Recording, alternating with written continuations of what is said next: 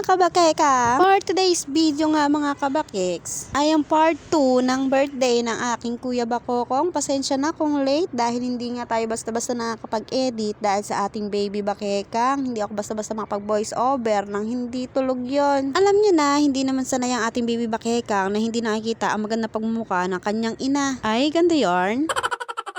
So, ayan na nga mga kabakeks, kami nga ay nagbukas ng piggy bank ng aking Kuya Bakokong. Pinag-ipon ko nga kasi si Kuya Bakokong para kako sa birthday niya or darating na birthday niya, meron kaming panggala or meron siyang panggala. Dahil alam niyo naman mga kabakeks, cannot afford ang biglaang gala. Pero dahil iyan nga mga kabakeks, nakaipon nga ang ating Kuya Bakokong kaya may panggala kami ngayong birthday niya. Tuwang-tuwa nga ang Kuya Bakokong natin nang mabuksan ang kanyang alikansya. Sa totoo nga lang ay ayaw niyang ipahawak sa akin dahil kukuhanin ko nga daw at tingnan nyo naman ng ating baby bakekang nakikigulo pa yan. Buti sana kung hindi siya masubo kaya lang lahat na lang isubo, lahat ng mahawakan ng isubo. Binuksan nga pala namin iyang alikansya ni Kuya Bakokong nung gabi bago kinabukasan ng kanyang birthday. Binuksan ko na nga na maaga para nga sure kami kung makakagala kami o hindi kasi naman baka mapaasa natin ang Kuya Bakokong natin.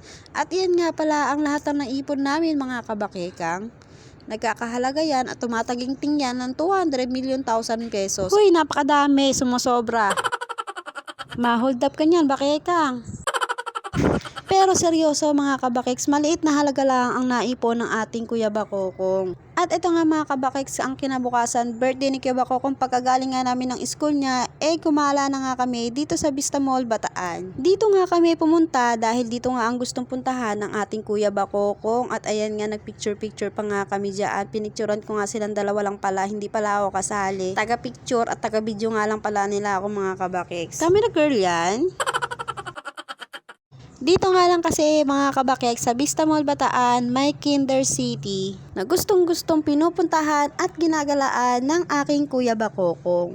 At dahil naka-budget nga lang kami mga kabakeks, dito lang talaga ang aming punta at hindi na kami magagala kung saan-saan pa dahil tayo nga ay saktuhan lang ang budget.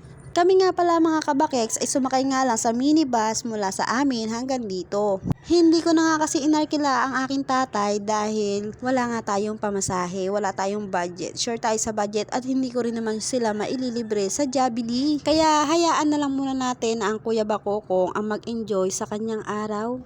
At eto nga mga kabakeks, andito na nga kami sa Kinder City at pumipill up na nga ako dyan ng form.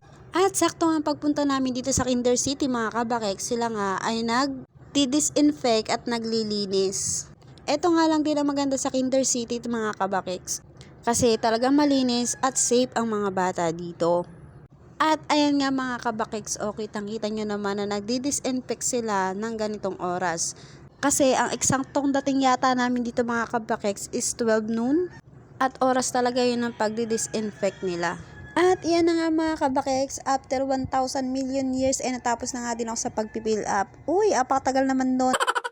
At ayan nga mga kabakeks, init na nga ang ating Kuya Bakokong. At matapos ko nga mag-fill up mga kabakeks at ng ilang minutong paghihintay namin, nakapasok na nga din kami dito sa loob ng Kinder City. At ayan nga, nag-i-enjoy na nga ang aking Kuya Bakokong. Pero ang ating bakekang ay hindi. Eto nga at nag-iiyak ang ating baby bakekang. Pero hayaan na muna natin yung mga kabakeks. Hayaan na lang muna natin mag-enjoy ang aking Kuya Bakokong. Enjoy niya ang kanyang araw. At sana panoorin nyo hanggang sa pagtatapos ang aking video.